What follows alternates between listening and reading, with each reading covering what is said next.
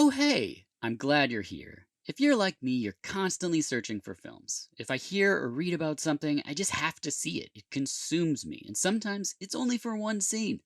You've heard me talk about the shark in A Tank, the crazy ghost cat of Evil Cat, throwing crocodiles in Crocodile Fury. It's not in an effort to know all the cool things or to be cool and in the know. It's very much in service of people. So when I talk to someone and they say they like something like Munchies, I can recommend Gakidama.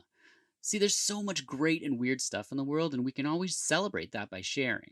And that's what is at the heart of this episode. Well, that and that my guest and I recorded it while doing constant roundhouses. So if you hear what sounds like wind, it's actually our windbreakers as we bust dope moves in the face of danger. So let's get to it. The film is Undefeatable, the guest is Brady Kimball, and this is VHS Presents New Releases and Late Returns.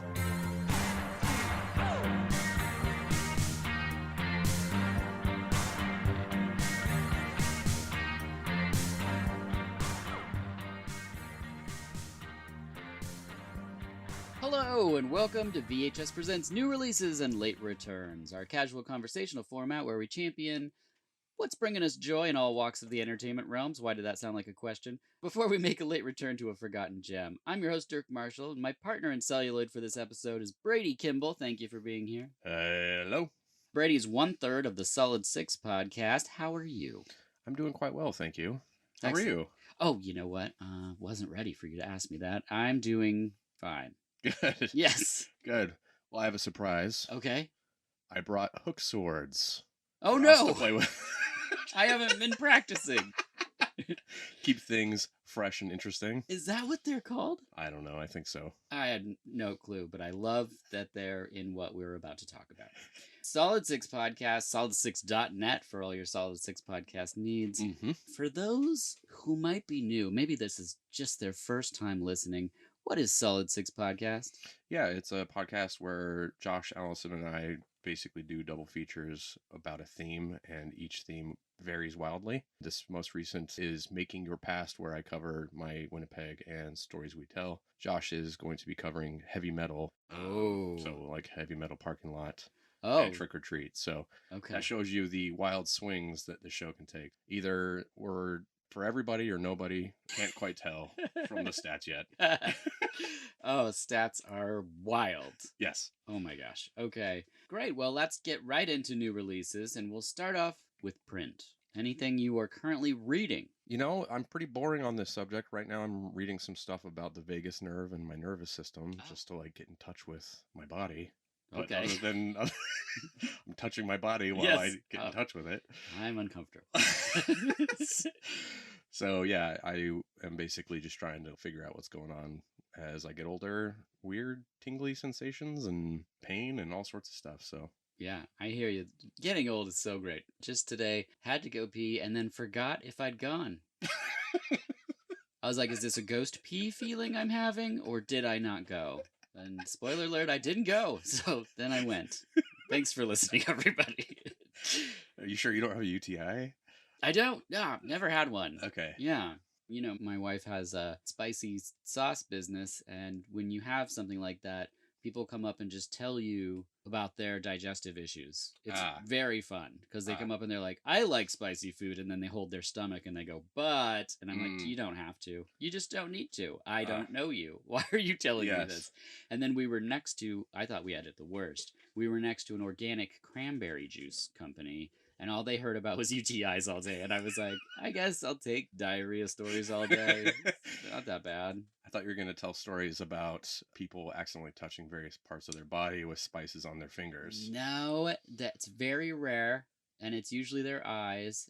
Although a drunk guy at like a OMSI After Dark sometimes will tell you something like that. Yeah. Mm-hmm. But it's a very specific type of person. Yes. And I feel like all of you listening, if you picture him, you're correct. Me when I'm older. Yes. Oh, even older. Great. Well, I'm reading After the World Ends, When Post-Apocalyptic Movies Were Telling the Future. Yes. From Pulse Video. It's one of my favorite genres, is this. It always has been since I was a kid in my dad's video store. Movies like Warriors of the Wasteland, Wired to Kill. I mean, anything where people are wearing shoulder pads, but not in a sports related situation and shooting wrist crossbows. It's my favorite thing in the world. So just flipping through and looking at the pictures, I Mm-hmm. am reading some of the words, but just the Yeah. pictures alone, it's what I needed. So Did you get this with the Severin bundle? I did. Yeah. Yeah, I got this at the same time I bought World Gone Wild, which is another apocalypse movie book, and I love both of them.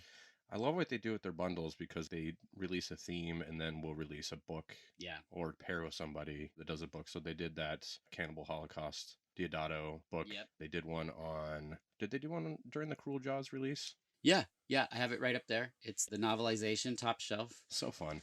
Yeah, More labels should do that. I agree. I love it. I couldn't pass up Cruel Jaws as a book.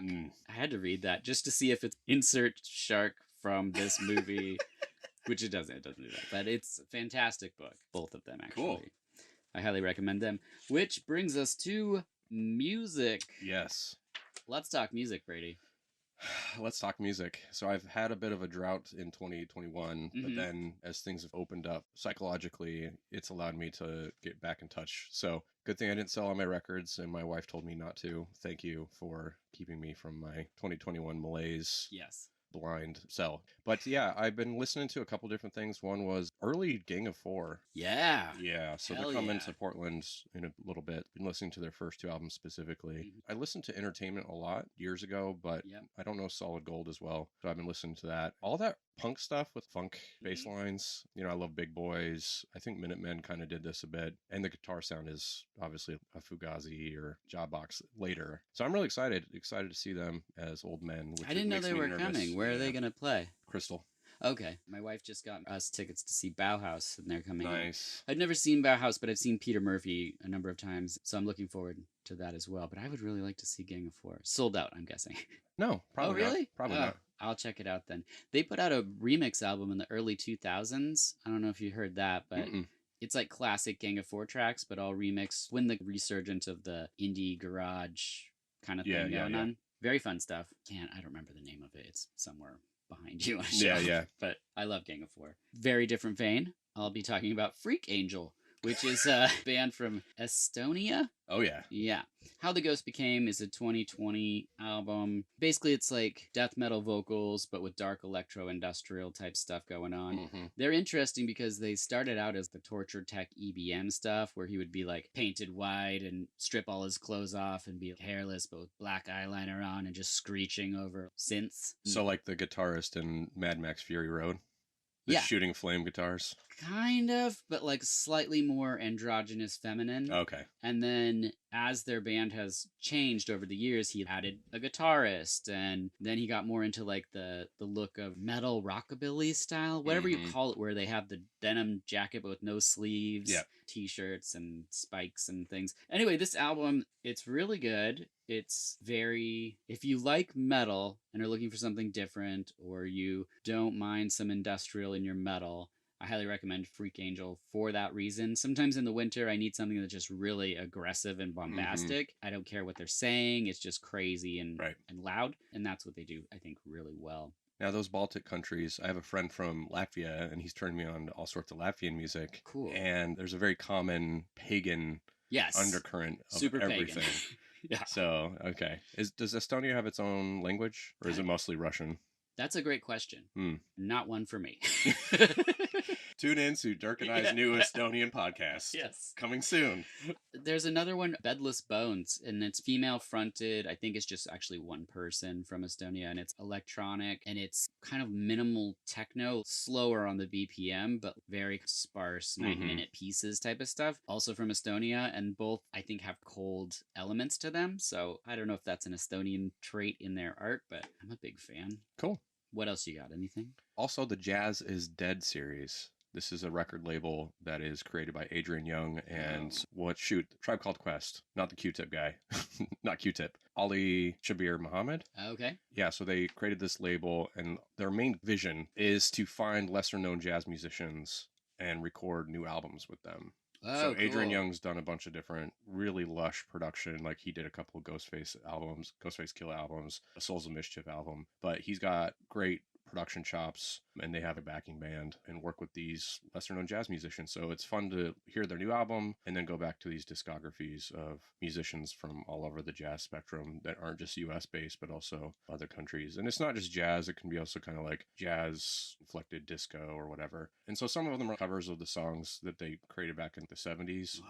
but a lot of it is new music that's commissioned by the record label to bring these people out of retirement in a way. So it's fantastic. And my OCD brain loves the fact that the albums are numbered. So they're up to 10. Yeah, that helps. And so 1 through 9 were series 1. It ended with 10 being a remix album from contemporary producers that we would all recognize. And then 11's coming out soon, and it's going to be another, I think, 10 albums. So And Jazz is Dead. Jazz is Dead. Yeah.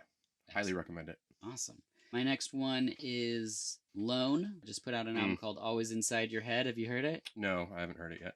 It's really great. I mean, I buy Lone stuff sight unseen. It's just always great. I mean, any stuff that's IDM is probably my jam. Yeah. And I'm probably going to buy it on vinyl as well as have the digital codes or whatever. But this is great. It's classic IDM vibes, early Warp Record style. It's not abrasive. It's great for writing if you want something that you can put on in the background that has some movement and fluidity to it.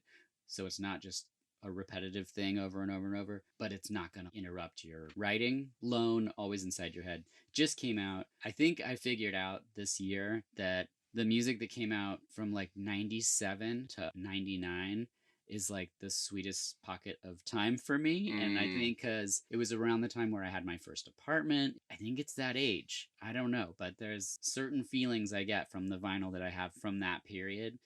And especially the IDM stuff that I love it so much. It's like, I'm so cozy in it. I think I'm ready to return to my roots from 20 years ago. It's been a while because I've over time just gone further and further back. So a lot of my taste has been like kind of the 60s and 70s. Mm-hmm. Anything contemporary is obscure electronic production based stuff. But for me, my age, the mid 2000s, Yeah, there's a lot of great music that I just kind of leave there and just be like, that's that time and place. But maybe it's time.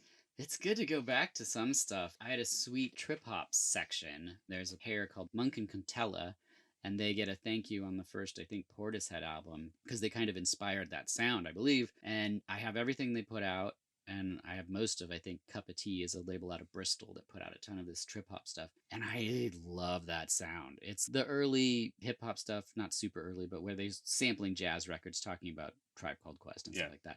I love that sound, the instrumental type of thing that was happening, the sampling of actual jazz drums and then putting reverb on. It's just like, ugh, I love it. And so, yeah, Mowax is another label that I was just like, I have to buy all of this. And Did you see the documentary about him? Yeah. Isn't he good? Yeah. I saw the trailer and I was like, this seems like my jam. Anything else? Yeah, the AJ Suede and Televangel album. I don't know what this is. Yeah, Televangel, excuse me. So Televangel is Young God, aka one half of Blue Sky Black Death, who was an exceptional No, none duo. of these words you're saying. Fantastic production. I think Is this really Estonia? Yeah. Seattle. I think you'd really like Blue Sky Black Death. They have very lush production, and it's all sampled with some guitars and synth, very sweeping. But they broke up, and he took on this moniker of Televangel, and he's working with the rapper AJ Suede. And there's a lot of great rap that's already come out this year, but that to me is my favorite, just because the production's got this kind of woozy feel to it. There's a genre called cloud rap that was really popular like 10 years ago. Yeah, 10 to 15 years ago. So this is hearkening to that laid back, ethereal style. I highly recommend it to most people. I don't know if you're into rap at all. I'm actually about to talk about some rap. Let's do it. Okay. Mr. Oizo just put out an album with Fra and Crookers called Voila. Have you heard it? No, but I didn't know he worked with rappers. Yeah, so it's French hip hop. Okay. So that's already in my jam where I just have no idea what's being said. Mm-hmm. But it's the production of our guy, Mr. Oizo. Mm-hmm. And I don't know what the Crookers are bringing to the table, but they're there. I'm glad they're helping out. Cheering from the sidelines. Yeah, but I was so excited when I was just like, every once in a while, I'll just be like, what's Mr. Oizo up to? Because there's so many great artists that unless you look for them, you might not hear that they put out something. Yeah. And even on some of the music websites I go to, they just don't mention this, a new French rap album with Mr. Oizo involved. Okay. Got a cover of Hot in here, but it's in French. The Nelly song? Yeah. Okay. Yeah. It's real weird. But super fun. I highly recommend it to people. I was telling Josh when he was here that I love Deichkind, which is like a German hip hop group, electro group. Mm-hmm. And I have no idea what they're saying most of the time either. Yeah. But I like the feeling of what it is, Yep. and the production is great. Then I'm going to listen to it over and over and Yeah. over. And the production's great. Nice. Yeah. If you like French hip hop, you'd like the label Instatubes. I don't know if you've heard of that. I've heard of the label. Yeah, so I think the most famous rapper was Pero One. Yes. Yes. I know Pair One. Yeah. Not personally. How weird would that be? He's been on the podcast. Yes. I had no idea what he was talking about. Now, I thought that Quentin Dupieux? he had stopped making music and he was doing movies now. So this is a surprise to me. Well, he didn't stop making music because he was doing the soundtracks for a lot of the movies. So he did Rubber, Wrong Guys, Wrong Cops. Is that what it's called? Don't know. There's Rubber and everything else Okay. in my brain. Yeah.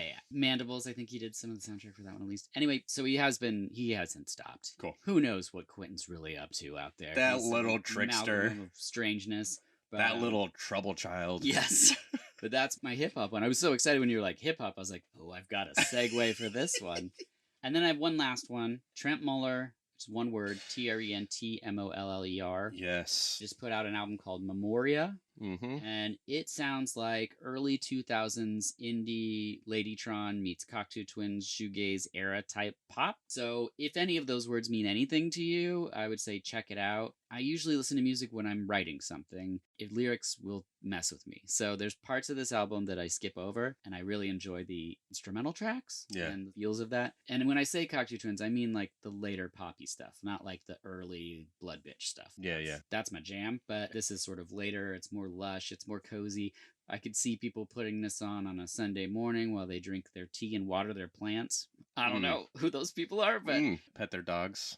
Sure, probably. Mm-hmm. I mean, slowly pet them. Mm-hmm. If you're going to do some dusting or something. I'm not selling this. Sunday morning crossword puzzles? Yeah, you're doing your Wordle, and I don't even know what that is, but I've seen people play. I've heard about it. It's very simple. Okay, great. Yes, I'm so old. I don't know where I am right now. Your basement? I thought I was here, and then I forgot. And then I'll take over from here. Yeah, it's perfect. Now, I really like Trent Muller. His first album, everybody went apeshit for, because it had that kind of lush techno dubby thing to it. Yeah, but it sounds like he hired somebody, or it's turned into a band. It comes and goes. Okay. It feels like this is definitely more electronic and less. He had a couple albums that were more like raw drums. The more full front bass, like when you're thinking of Gang of Four or something, but like slower, got that lo-fi kind of vibe, and this is definitely more synthy and lush. Okay. But it's for someone looking for something cozy, and definitely the opposite end of the spectrum of Freak Angel. That's for you. I'm trying to be more diverse because I noticed on a couple of the new release late returns, I was just talking about one style of music. I listen to a lot of different stuff, so I was just trying to mix it up. But that's it, and which brings us on to games. Ooh, let's do it. I already know what you're going to say. What games are you playing, Brady? I've been playing one of the best games of all time. I'm only 10 hours in, but it's Elden Ring, developed by From Software, makers of Dark Souls and Bloodborne, my favorite video game. Sekiro, some people, that's their favorite. That's my least favorite. I hate those people. No, teach their own. But Elden Ring, it was made with a bit of a backstory from George R. R. Martin. So instead of writing books, he's helping Japanese video game companies with their backstories. Anyway, this is the best retelling of a Dungeons and Dragons campaign. It's like mixing that with... Did you ever play Breath of the Wild? Zelda? Legend of Zelda? No, but someone was just talking about that. Okay. What makes that game unique is the open world is very bespoke, right? Every area feels very handcrafted.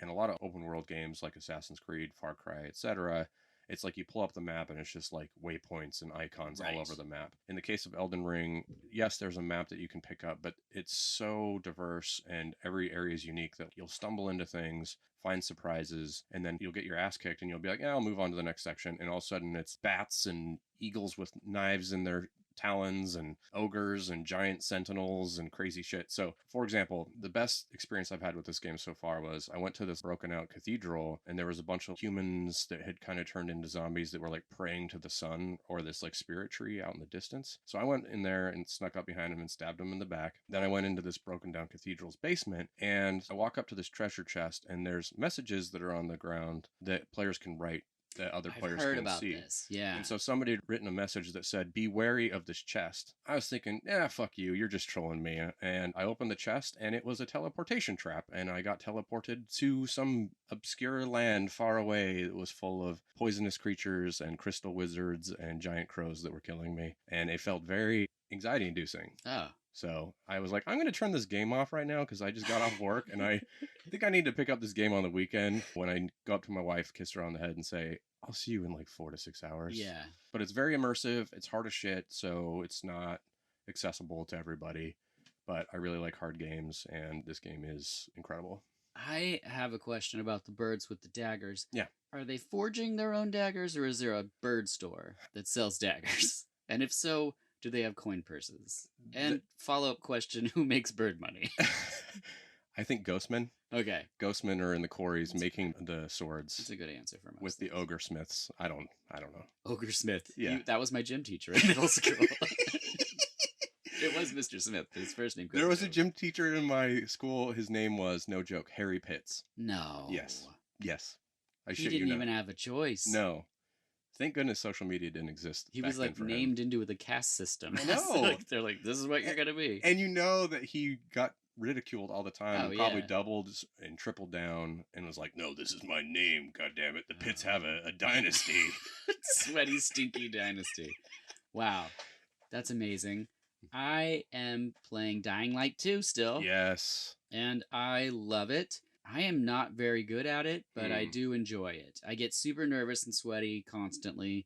I'm bad at climbing puzzles, and this game is made of them. And so I'm having a great time. How far are you down the skill tree? Pretty far. Nice. Yeah, I've gotten a lot of skills. I think there's maybe 3 I don't have right now. Like I have so much. But every time I put the game on, I have to remind myself, like, okay, to run through the zombies, I have to hold L1 and then this thing. Yes. Because it's 2 to 3 combo, usually 2, I think. And I forget what they are all the time. My one complaint about the game is that once you get the wall running perk, you'll sometimes wall run when you're trying to jump to something. I will anyway, and I'll just wall run myself right off a building, which, there's no real penalty for dying, so I think that that's nice. Yeah. Like, if you die at night, you lose some XP, but like, you don't lose all your stuff and then have to go back and pick it up, like in some games where it's just like, ugh. Yeah, I put in about 20 hours before Elden Ring came out, and then that totally just obliterated I didn't any even hopes of Dying Light 2. Until you said what Elden Ring was a game, I didn't even know what it was, because I knew that there was a Lord of the Rings TV show coming out. Yeah. And the ads for the Elden Ring thing was like an eye blinking, and by then I was checking out of it, so I was just like, oh, this is that Lord of the Rings show that I won't watch. And then found out it's a game. Yeah. So I looked original into it. IP. Who would have thought? Yeah. Yeah, I know. my gosh. In the world that we live in today.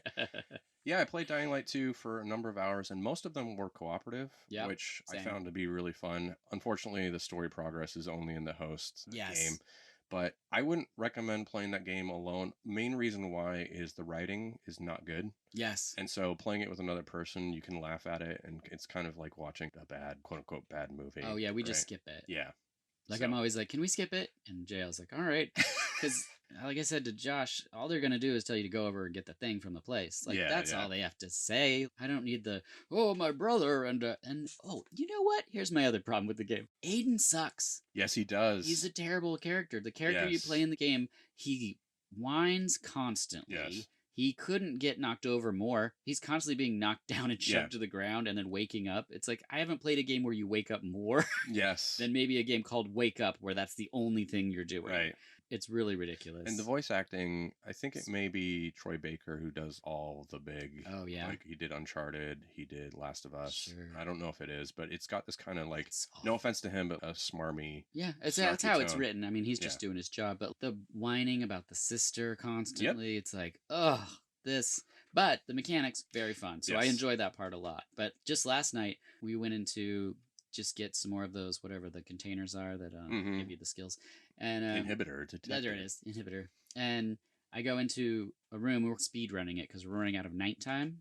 For anyone that doesn't play the game, you can go into buildings at night and there's less zombies, so it pays off. And at the very bottom of this one was a crazy giant ogre thing, which I'd never heard or seen up until this point. So then I'm running around a room in the dark, and there's like smoke or something, so I can't see very well, just throwing UV bars and screaming. And this game will do that. There's just parts where you're just screaming to another person, like, oh, no, no, no, I missed the thing. I missed the thing. I'm going down to the thing. They're killing me. And it's just like, it's hilarious when that happens because you really are panicking and it's anxiety inducing. Yeah.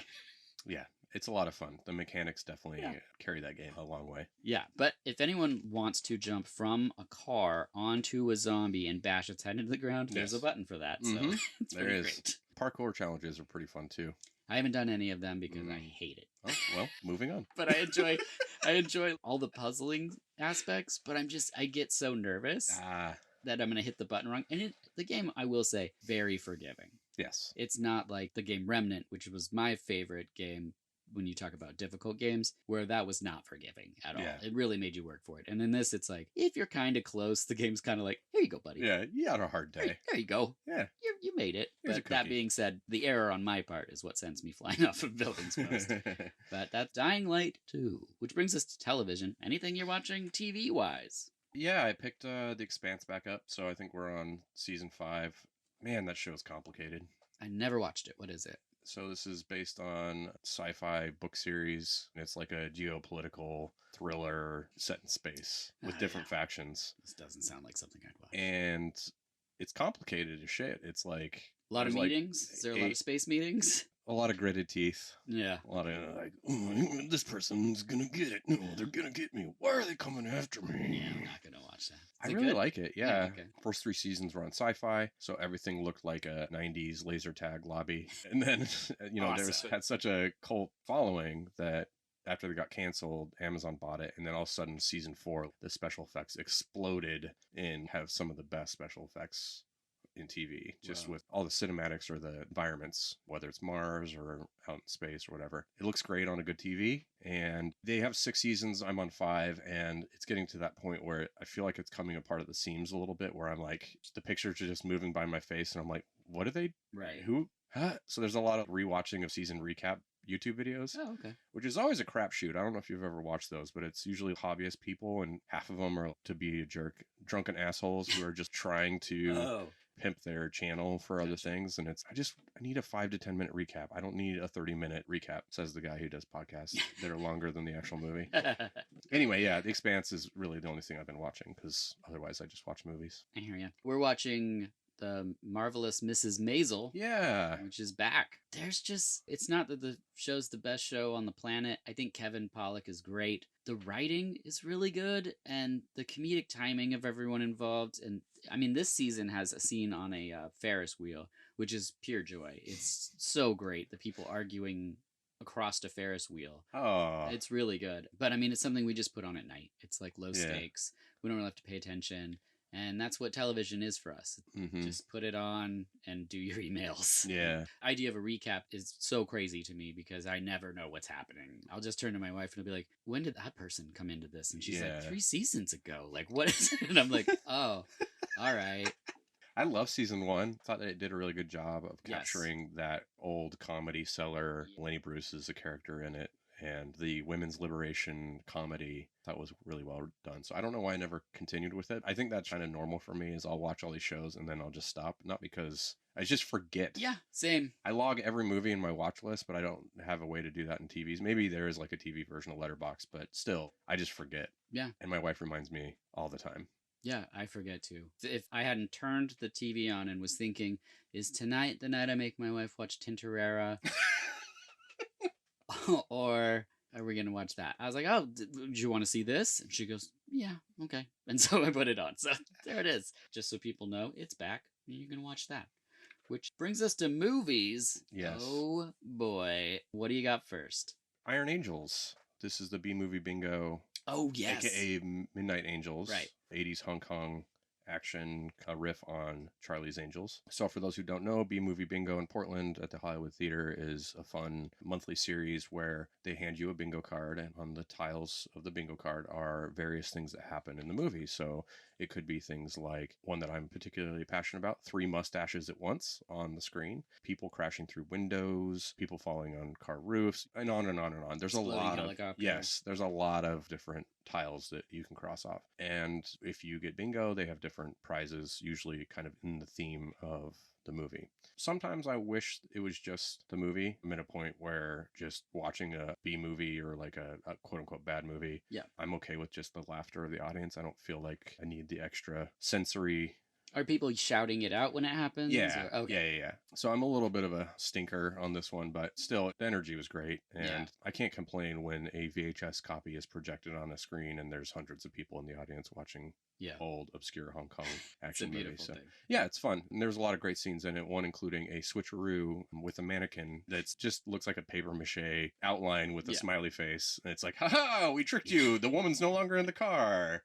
Just goofy stuff. The ending is a lot of fun. And just like the movie we're going to be talking about tonight, the Yes. fight scene at the end is a lot of fun. Yes, agreed. My first is Texas Chainsaw Massacre from 2022. I'm having to hear it from everybody. So I was thinking about what I'm going to say. And I'll just say, for my experience, growing up in the video store, each sequel of Texas Chainsaw Massacre would come out, and I would watch it. And none of them were 1 or 2. Which I like for different reasons. Mm-hmm. And it never ruined my life. I don't understand how we've gotten to a point where movies come out and people are like, this sucks, I hate this, if you like this, you're stupid. Because it's like, none of that needs to exist. Mm-hmm. But also, I don't want more movies that have the same title as a pre-existing movie. Why isn't this just called Texas Chainsaw Massacre Small Town? Yes. That's my only thing. I don't care. I don't care that they have a bunch of plot lines that don't go anywhere. It's just a slasher movie. I don't even care that there's no cannibals in it. Yeah. I understand this is very different from everyone's previous Texas Chainsaw Massacre movies, which the last ones have been not great. Mm-hmm. I mean, Texas Chainsaw Massacre 3D made me physically angry and sick. When she slid the chainsaw to him and she's like, do your thing, cuz. She says this to Leatherface. And then people are like, good movie. And I'm like, are you insane? Anyway, for this one, it's got 2 moments where I gasped out loud. And for me, that's worth the price of admission. When is the last time that happened for me? I couldn't tell you. A 2-gasp film. A 2-gasp film. And so I say, watch it, check it out. The thing I love about movies is there's a sequence on the bus, which for me did not work. Mm-hmm. I didn't find it visually interesting. I didn't know why we were there. It seemed silly and totally avoidable by most of the people on the bus. And I read other people where they were like, best scene in the whole movie. And I was like, this is why I love movies. Because one person's, I don't really care for this, can be someone else's absolute favorite thing in the world. So if you care to watch a Texas Chainsaw Massacre that came out in 2022, watch it. It's on Netflix. Who cares? Yeah. But if that doesn't sound like fun for you, there's so many other things you could watch on Netflix, like Space Sweepers. I don't know what that is. It's really good. Oh, this is a segue. Okay. No, it wasn't at all. Okay. I just came to that right now. Okay. So the Texas Chainsaw Massacre, we had Vaughn on my Winnipeg episode where he talked about it for about 5 to 10 minutes. Yes. And the thing that I mentioned in my response to him, and I've been on record multiple times on our show as the grumpy Gus of like remakes, is that at least hide that it's a remake. So you mentioned But it kind I of don't a think little it's bit. a remake Well, then don't use the name. because they bring back Susan or whatever. Oh, I see. It's in the universe. And yeah, whatever. That's the other It's thing I hate. lame. When did we get to string theory horror movies? Like, why? I just think it's weird to pull something like that. And this movie doesn't do that. It's not like, hey, we're going to go to the farmhouse now. Now we're going to go to this place. It's not doing this fan service thing with horror movies. Yeah. It basically is just John Wick with a chainsaw. Oh, that's the first time I've heard that. Oh, really? Just in terms of describing this, yeah. Okay, so in John Wick, they hurt his dog, and then he has to go dig his weapons out of where he put them. He's got a special skill set of killing people. In Texas Chainsaw Massacre 2022, how we have to say it now, they kill his mom. He goes to her room, breaks open the wall where his chainsaw is, and he kills everyone. It's John Wick with a chainsaw, but he's wearing his mom's face. That's the big difference, everybody. We've jumped the shark. Yeah, they did. Leatherface as John Wick. That's what it is, Leatherwick. Oh my god. But the one thing I do love about it, it's super short, and it's not set up to be like, get ready for 2 and 3, and then another 1, 2, 3. It's just like, here's a movie. I don't know. Maybe you like it. Yeah. Maybe not. I love that. I would rather have more one-offs than everything's got to be either a 10-hour miniseries or a triple feature. Right. Because the second movies rarely I feel like are a movie. It's just like we got to get them to the next one where we get the money for the third thing. Yeah. It's just not. I don't know how. Well said. I agree with you about the concept. I haven't seen the movie. Oh, but it's fine. It's yeah. not great, but it's a thing. So there you go. What do you got next? I got Genius, the Kanye trilogy. So this is a really don't know three-part what this is. documentary on Netflix. So And it's Kanye talking about Real Genius, the Val Kilmer movie? no, this is Genius, JEEN-YUHS. Genius. So this is directed by Kudier and Shike. They are music video directors / documentarians who did a couple of 30 for 30, the ESPN film series. And there's footage spread out over 21 years, following Kanye before his first album all the way up to his... Is that a lot of him just going, why are you following me? No, actually, he's like, hey, we're making a documentary. So it was very much an intentional, yeah, we're going to get some footage of me because I'm great. And a lot of the footage actually was in his first music video, Through the Wire, which he wrapped through a wire. His jaw was wired shut. Yes. Because he got in a car accident. So yeah, this is a really fun underdog story fighting to rise to the top. And it kind of reminds you of, oh yeah, this is why Kanye was huge and is still huge, obviously. Still, but yeah. one of the top artists just in terms of popularity. But yeah, those first 2 episodes in particular are pretty great. And his mom was an exceptional woman. For those who don't know, she died from elective surgery for liposuction, had a heart attack in her 50s, and she was a civil rights activist, and she was Kanye's everything. And so after she died, that's when we got the new Kanye. Oh. So the documentary does a good job of showing that switch flip where you could see his behavior. It just fractured something in his brain. So I don't know if it's going to be for everybody. I think the first episode or 2 could... Wait, is it not a movie? No, this is a 3-part. Well, I mean, I guess a miniseries movie. Gotcha. It showed at Sundance as a movie. Okay. If you're into music documentaries, I think this transcends any of the weirdness that people have about Kanye, rightfully so, now, just with all of his various shenanigans, especially in the last 3 to 5 years. But recommend that. Genius. Genius. Yep. How do you spell that again? JEEN-YUHS.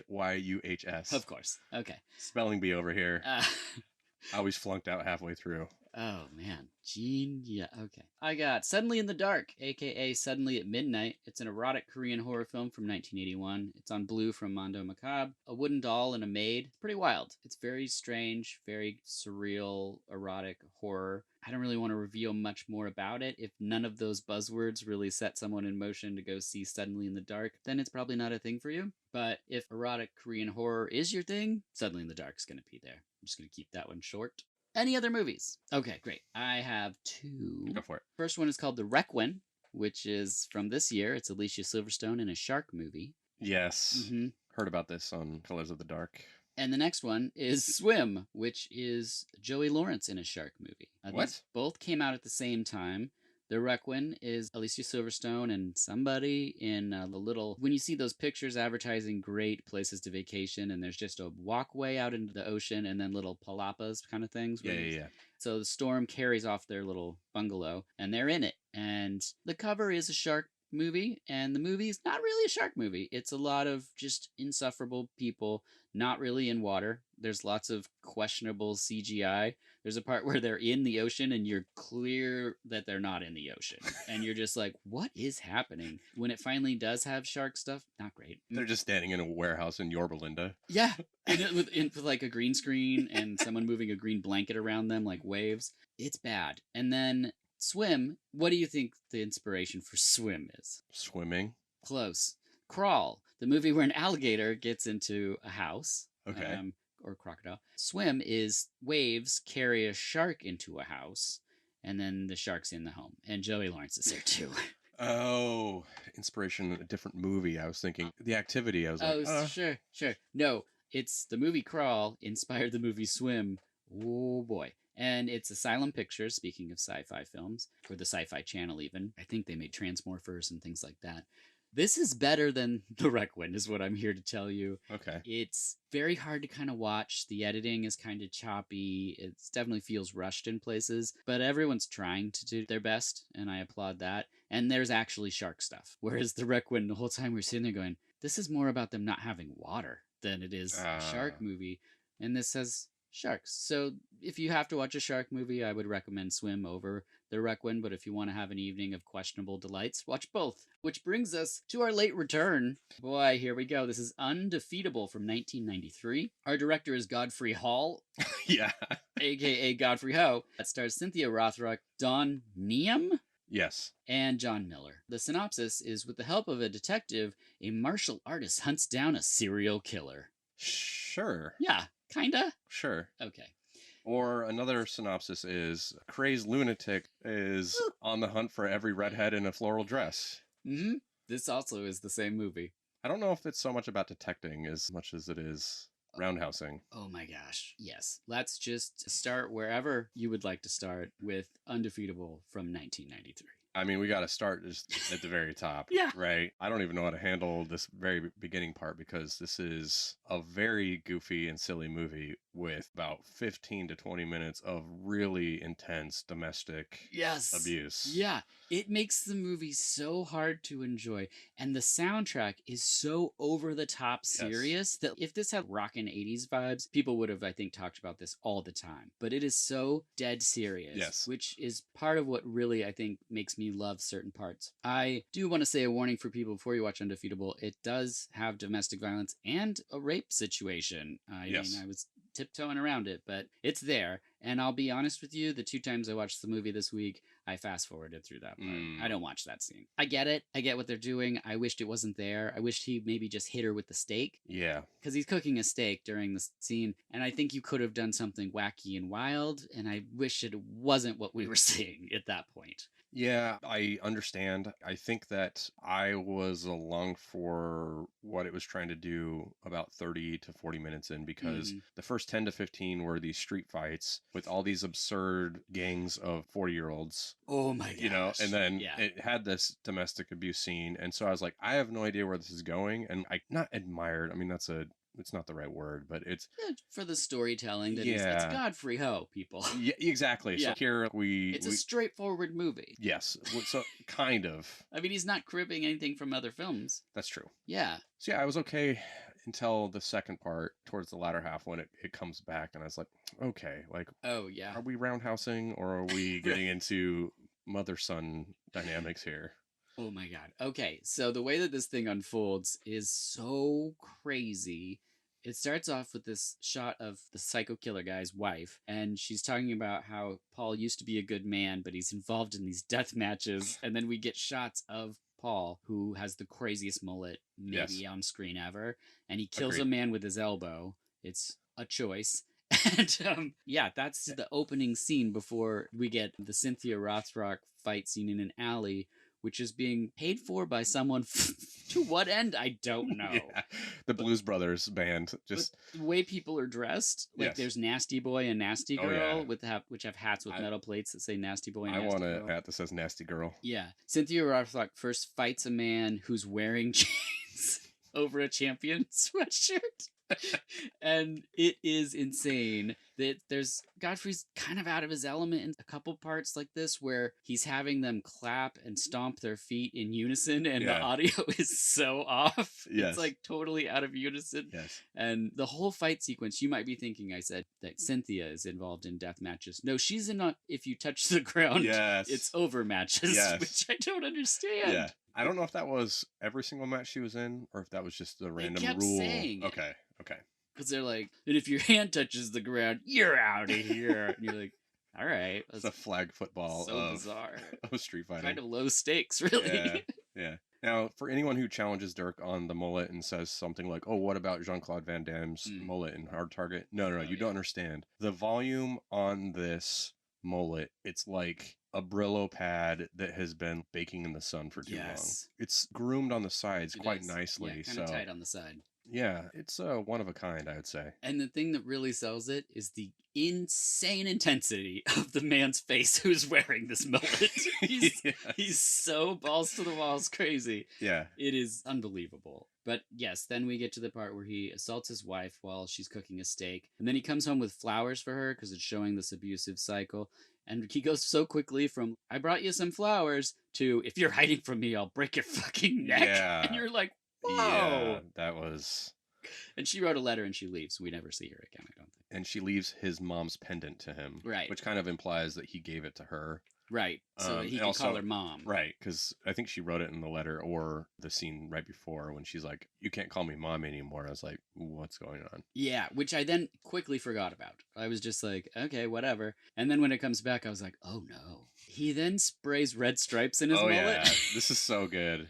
So this is his like, oh shit, got real spray painted mullet. His mullet has like fenders on Yeah. it, racing stripes. He just does it in the mirror and he looks so insane and so intense. And you're just like, but this isn't intense. This is bizarre. You know, his face was morphing throughout the movie to me, but at one point it was like if Elijah Wood was much older and like hopped up on meth or something. Okay. But yeah, he's got similar facial Mm-hmm. features and I got what you're eyes. saying there. Maybe I'll suggest to Elijah to be him for Halloween. 3 people know who it is. Yeah. And one of them's David that played the character.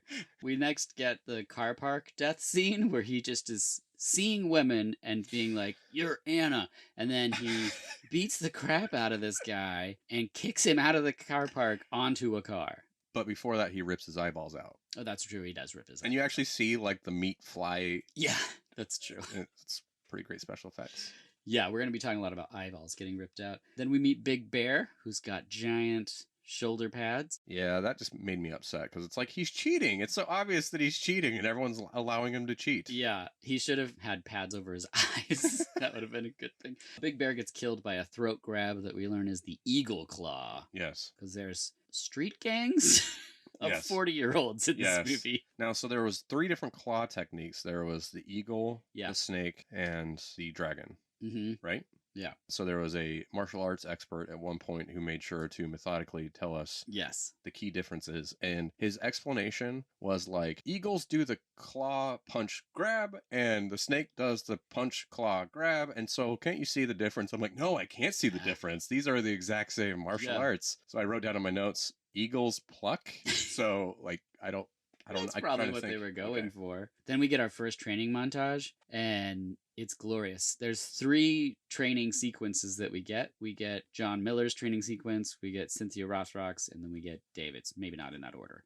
but they're all individual showcases. And I love that about this movie, that it's like there's parts where Godfrey Ho is so into what he's seeing in the camera that there's parts where they're just standing and looking crazy with weapons and nothing's happening. Yeah. And I'm like, this is a movie, people. Yeah, so the training montage I liked the most was the John Miller one. So he starts out with the bow staff. Yes. I'm a big fan of bow staffs. You know, Donatello was my favorite Ninja Turtle. Okay. I just like anyone who can use a blunt object to beat people with blades. It just was like the ultimate fuck you. Yeah, the fact that he's wiggling this giant stick around and then is like doing roundhouse ballet. Yes. Because he's not really kicking. It's more like I'm jumping up and twirling my leg up into my hand.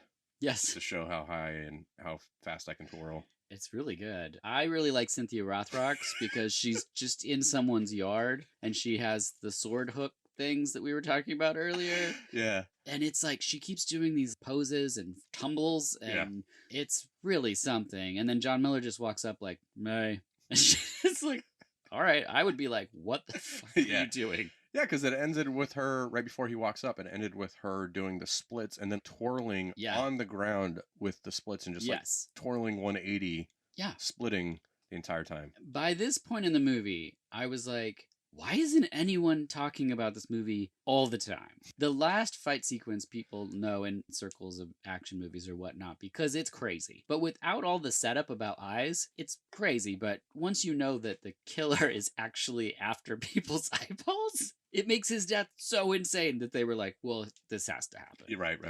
But we then meet the crate guy who is like a cat. He's kind of a cat. Yes. And he loves jumping on crates and stuff. And these girls are so into him jumping on crates and stuff. And my favorite is when he catches an apple and crushes it. And they go, whoa, cool. Yeah. Again, 40-year-olds. They're all old. So bizarre. And there's so many of them. There's literally 6 gangs of people, all with their own iconography or way of dressing, that it's like, do I need to bust out a piece of paper to draw the relationship in the factions? Like The Expanse. This has the same complexity. Okay, I'll give it a try. As the geopolitical struggles of The Expanse. No. Everything is also said matter-of-factly. There's no extra anything said. There's no times where you're like, well, they didn't need to say that. Because they're all saying everything. They find a dead person in a porta potty And he's like, the person's fully clothed, by the way, and has no eyes. And they're like, looks like they were sexually assaulted and something. And you're just like, wait, what? How did you even... You didn't even investigate. You just walked up and saw it. It's so crazy. It is very crazy. One of my favorite lines, Cynthia Rothrock's sister is kidnapped and murdered, and her eyes are plucked from her face. So Cynthia Rothrock has to go identify the body, which is ridiculous. And so she goes, and she brings John, because why not? So they go in, and the morgue people are like, this isn't going to be easy. And then they just show her the face of her sister without eyes, and Cynthia cries and leaves. And so John goes to her and he says, I was worried about you. You stormed out of the morgue. And I'm like, stormed out of the... Everyone would storm out of the morgue if you showed, like, here's your dead loved one with no eyes. The fact that he can't piece it together, he's the worst detective. Yeah, totally. He's like, I couldn't get the clues of what you're putting out here, but was that not fun? You didn't enjoy that? Oh, it's weird. I felt like he and his partner, Mike, were probably the weakest links because they, in terms of script... Oh, okay. I like that you thought about that. First of all, they look exactly the same. And True. Second of all, they have like no chemistry and None. they're just like waiting for their lines. Like, Nobody has chemistry in Yeah. this movie. Everyone's just waiting for the other person to stop talking. Yep, that's the movie. And then there's serious music over the top of that. Yeah. My other favorite scene was, one of my favorites is where John's sitting at a table just shuffling around pictures of eyeless women. And he's just like, I just don't know what the signature is. And you're just like, well, there's 30 ladies without eyeballs. I mean, they all have brown, reddish hair. I can do this job, John. What? You just watch him shuffle the pictures frustrated. Like, Yeah. I don't know. Yeah. It's very confusing because on the flip side, you have Anna's therapist who just so happens to be a redhead. And so she gets involved with the solving of the murders Yeah. by psychoanalyzing the killer. Right. And because she looks this way, lures or hypnotizes. She she pivots in one scene Yeah. that I thought was pretty crafty. Yeah, and that was a lot of fun. I have to Mhm. admit, that script was pretty clever there, Mm-hmm. at least to me. No, I mean, I didn't expect it at this point. We then get to another one of my favorite scenes, the eyes in the fish tank. Yeah. At which point, Stingray is the name of the killer. At one point, they're like, he's pretty tough. That's why they call him Stingray. And I was like, all right, well, that's sort of a stretch. But he goes to investigate his buddy Stingray because he's not showing up for a big fight that's coming up. Yeah. He's got to be in this death match. He's like his bookie. Yeah, his bookie guy. So he finds this fish tank full of ladies' eyeballs, and he says the line, why does Stingray have eyeballs in a fish tank? Like, he's just saying what we're seeing. It's so weird that he's saying it out loud. And then also, like, we get it. But he calls him Stingray the whole time. And I think he's the only one who calls him Stingray. Everyone else is like, Paul. Yeah. Cynthia Rothrock says Stingray at one point, I think, but that's it. That's just when she's giving some exposition about how dangerous he is. Mm. We then get the insane weapon poses where styrofoam peanuts cascade through. That was dope. It's so good. That was dope. Did that remind you of something? Remind me of a lot of things. Lady Snowblood for Oh, me. yeah. Yeah, I was like, oh my goodness, they are trying to pre-Quentin Right. Tarantino, before Tarantino did it in Kill Bill. Wouldn't it have been awesome if Quentin Tarantino had been like, that's not from Lady Snowblood, it's from the Godfrey Hall movie. Yeah, that's true. I was just looking at those two, Snowblood 1 and 2 on Blu-ray the other day. I was Mhm. like, I should probably just own that. Yeah, I was looking at them too Oh, today. After interesting. seeing that scene and being Oh, like, I should own these. yes. Oh my gosh. I watched a scene on YouTube right after that and I was like, yeah, I gotta buy this. The insane weapon poses turn to fight and the hook swords are back in play. A ninja Yes. sword comes out. It's really, really fun. And then it quickly turns to a gun battle. So we get a little bit of everything in this smorgasbord of action, which brings us to the end fight, which is the one thing that people talk about, which is crazy because there's a fish tank full of eyeballs. Right. There's all these montage scenes or the training sequences. I just think this movie is so wild, and the dialogue, I get goosebumps thinking about just how ridiculous some of the lines are that people are saying so seriously. I wish that there was supplements for the movie that I could know what was the vibe like. What is it like working with Godfrey Hall, where there's a narrative, like a clear, because it's different than Clash of the Ninjas or Crocodile Fury, where he's taking different things and smashing them together to be like, this is a movie. Yeah. This was like, I have a script. And he did, was it Bound for Glory? Was the other Cynthia Rothrock one I think he did in 2003? Honor and Or Glory. 1980. Honor and Glory. Honor and Glory. Homeward Bound is the other movie I was thinking of. She's great in that. He did those two movies, I think, almost back to back. And so now I have to rewatch that because I don't know if when I watched it, I was in the right Ho zone, if you will, which is my new podcast. That's the shelf over here. Yes. Oh, this is the Ho zone. All Godfrey Ho all the time. Dirk is pointing to his shelf where it's how many movies of his do you have over here? Oh, well, I have a couple that are 8 on a disc. 8 on a disc. Yeah. I only have 20 something of the 100 something. But all right. So believe me, the Ho zone can grow. It's going to grow. Oh. I'm going to have a growing Ho zone for sure. There isn't a night that passes where if I'm having a beer or something and I'm on the couch that I don't peruse a Godfrey Ho DVD on eBay and think like, you're in deep. I could probably just pick this one up too. Oh no. Yeah. When is it a problem? Do you need a friend to check in on you in case it gets out of hand? I don't think it's a problem until I get duplicates. That's the thing. That's when I would be like, okay, I can't have an adult beverage and be shopping anymore. Because I bought 2 of Catman in boxer's glove. Why? Have you seen that one? No. Oh my god, okay. I'm sending a link to that one. Okay. It's another one that's like parts of things mashed together, but when you get to the final sequence, whoo boy, is it a treat. But why do you have duplicates though? Oh, I don't. I'm just saying. Oh. Once I get to that point, not that I bought the new Alligator Blu-ray twice, but maybe there's a giveaway in the future of the Alligator Blu-ray from VHS. So the final fight, we have the man with the killer coiffed hair. He's got a knife that has those spike knuckle grips. Yeah, I wasn't sure what those are called. I don't know, but it's amazing. And then there's so much slow face punching, which is so good because when John's getting punched in the face, he clearly doesn't want it to happen. Yes. It's really great. Yes. There's shirts ripping off. That has to happen. Cynthia Rothrock is in a sling and she's fighting. Listeners, I'm curious if you know why men like to take their shirts off when they fight. That is a thing.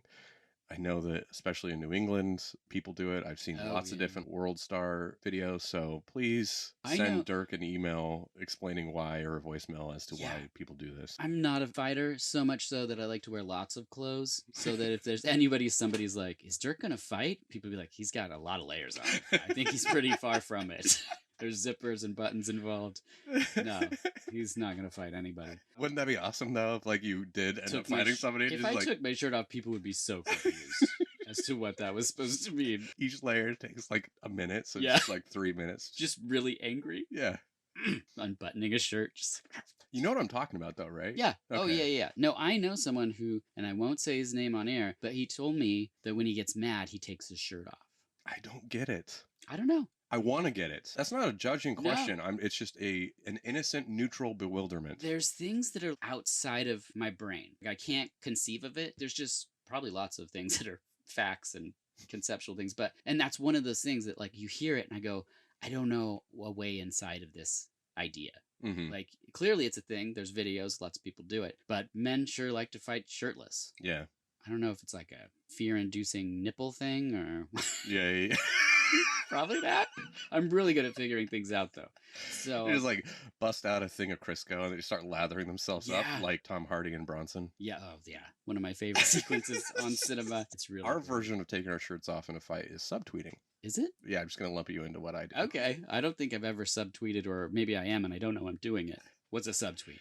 It's when you are responding to something you see, but you're not retweeting or actually responding to the tweet, and it's like a thinly veiled. Oh, like okay. If you know kind of things where it's like, oh, Dirk is responding to this completely different thing that I read because this other thing is blowing up, or it's a mutual follow. So there's a whole passive aggressive subtweeting. Interesting. Yeah. I try not to do any passive aggressive stuff. I don't even like to post negative opinions because I don't want someone to comment on that and then I'm stuck in this cycle of the bad feeling. I'd just rather honestly just move on. Yeah. That's just me. But not from the end of this movie, which is bad ass.